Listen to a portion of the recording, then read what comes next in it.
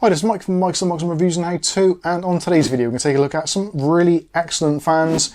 These come in at a super cheap price. These are roughly £5 each, possibly even less if you use a discount code. And these were sent to us by our good friend of the channel, Andy Archer. So thank you very much, Andy. Actually sent us 6 of these. So we've got 3 fans which have the normal rotational blades, and we've got 3 fans which have got reverse blades. Again, reverse blade fans for only £5. Absolutely phenomenal value for money.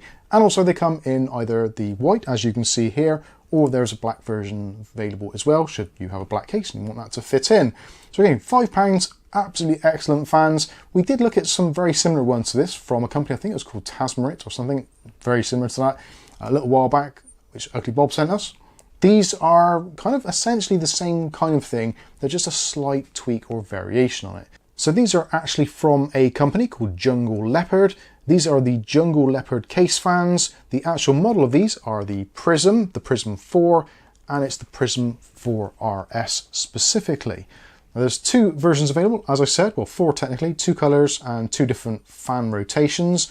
So we'll take a look at them a little bit closer. I'll let you listen to the fan noise. I gotta say, I'm actually really impressed on the noise of these. Normally when you buy in cheaper fans, you kind of, you're taking your life in your own hands a little bit with the RPMs and potentially noise levels, but these are actually really good, surprisingly. Now on the box it's actually rated for somewhere between 800 and 1800 RPM. They have got the same printing on both boxes, which doesn't quite make sense because traditionally reverse blade fans actually do have a slightly different characteristic, i.e. normally they're slightly noisier for some unknown reason, physics I guess. And also the rotational speeds are slightly different as well. But they are very similar, so if you're interested, you can hook them all up to one single controller, set your RPMs, and you'll be absolutely fine. So let's take a look at the standard blade version first of all. So this is the standard blade design, as you can see here. It's got a really nice design on there. These are suitable for either airflow or static pressure. They've got the blade set up in a kind of combination mode, so you can use it on either very happily.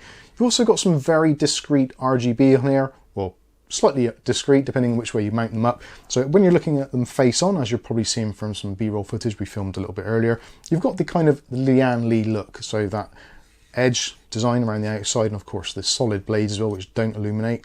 And also very much a nod to Lianli's direction. You've got the center section as well there, which is done in that really nice kind of aluminium effect. Really does look nice. You've also got rubberized grommets in each of the 4 corners, front and back. But more importantly, you've got RGB essentially all the way around the actual fans. So on the 2 sides, which will be potentially facing outward, you've got the hologram effect or the infinity mirror effect, which actually does work quite well on these. And there's also an LED strip which runs all the way around the entire perimeter of the fan, giving you a little bit of a burst of light regardless of what direction it's facing. On the back though, nothing at all, which is the reason why these are generally either forward or reverse blades, because when you're mounting them, this will be up against a solid surface, so you're not going to see anything, which makes absolute sense. On the back there, you can see you've got the Prism 4RS badge on there and up to 1800 RPMs and the wattages, etc. Again, rubber dampeners on there. When it comes to connectivity, I'm very pleased to say got all the bases covered here. So they are standard PWM 4-pin header. And also there is a pass-through, so you can daisy chain these if you wanted to. Maybe daisy chain 3 if you've got like a 360mm radiator, or 3 fans at the bottom of your case or side or wherever it may be. That's absolutely fine. No click lock on these, which I think is probably a good thing, especially for a slightly cheaper fan, meaning you can have slightly better and easier combinations. When it comes to the addressable RGB, again, absolutely standard. So we've got the 3-pin 5-volt addressable RGB pins there, and also there is a piggyback pass-through, so if you want to daisy chain them, you certainly can if you don't have a lot of RGB headers on your motherboard. The cabling itself, cabling-wise, actually quite nice and long.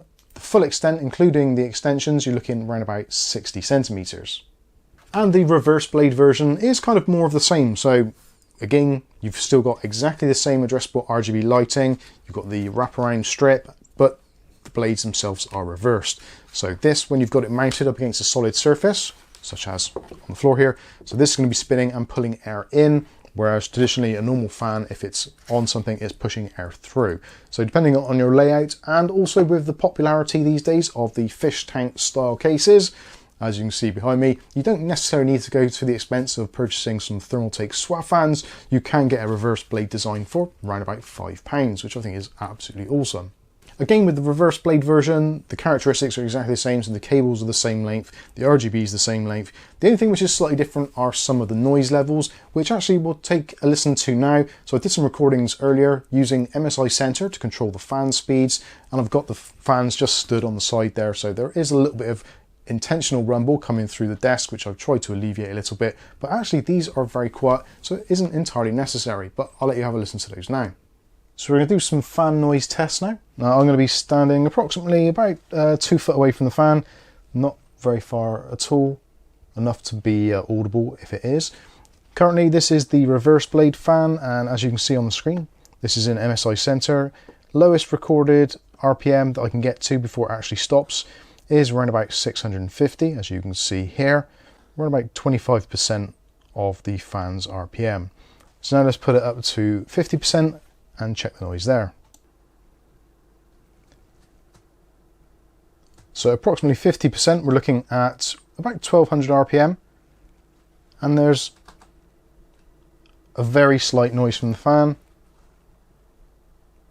Most of it is coming from the vibrations through the actual desk here. Absolutely fine at 50%. Now we're at approximately 75%, and we're currently just under 1600 RPM. Definitely more noise now.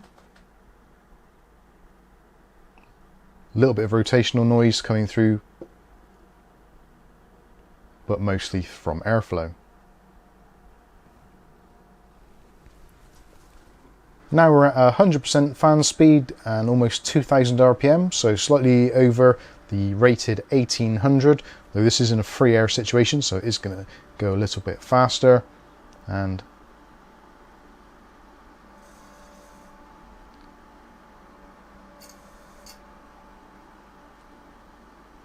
quite noisy, but it's unlikely you're going to run it all the time at 100%.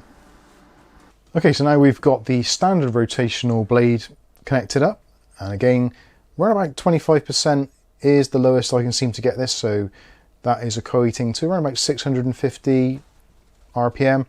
Does hover around the sort of 620s to 650s, and again, as you'd expect, absolutely silent, virtually no noise whatsoever. Now we're taking it up to around about 50%, so it's actually 49%, but this is about as close as I can get it. So with this, we're looking, again, similar sort of speeds. It does seem to fluctuate quite wildly, but we're looking somewhere around the 1100 mark. That seems to be where it's settling out at, and again, absolutely silent, no noise at all. Now we're at approximately 75% of the total speed, and we're getting around about the 1550 mark, sort of hovering around 1500 RPMs.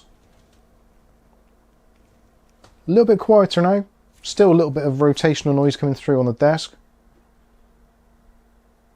A little bit of resonance, but actually still pretty quiet considering that is 75%.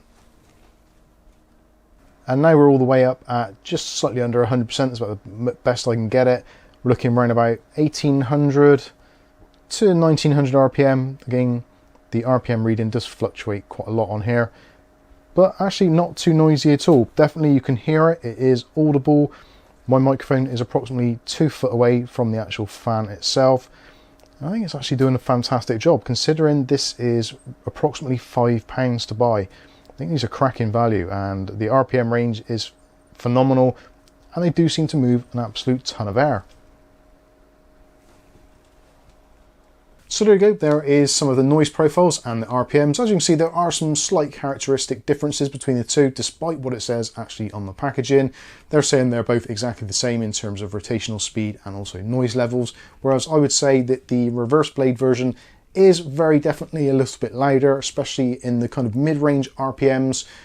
But saying that, I think they both do an absolutely stellar job, and again, I keep on saying it, going back to the price, around about £5 plus or minus some discounts. If you're buying from AliExpress, they always have deals on it at some point or other, so if you want to wait, you might get them even cheaper still, so maybe down to like £4, £3, something crazy like that.